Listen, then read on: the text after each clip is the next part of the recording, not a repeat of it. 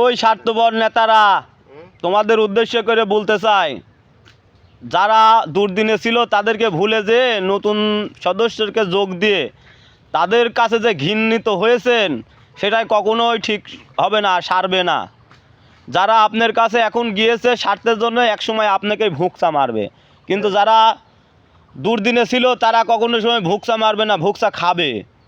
কারণ কি জানেন, তারা যখন দুর্দিনে ছিল তারা স্বার্থের বিনিময়ে ছিল না, ভালোবাসার বিনিময়ে ছিল। আর এখন যারা আপনার কাছে গিয়েছে সব স্বার্থের বিনিময়ে গেছে। যাকে বড় বানাতে চাইলাম সেই আমাদেরকে ভুলে যায়, তাই কার পিছে যাব?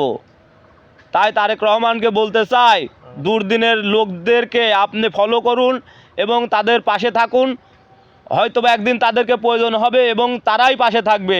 এখন কি নতুন বিএমপিরা যারা নতুন বিএমপি হয়েছে তারা কোনো সময়ই দুর্দিনে থাকবে না।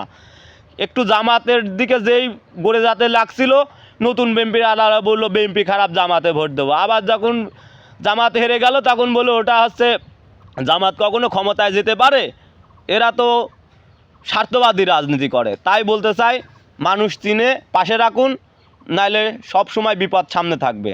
আসসালামু আলাইকুম।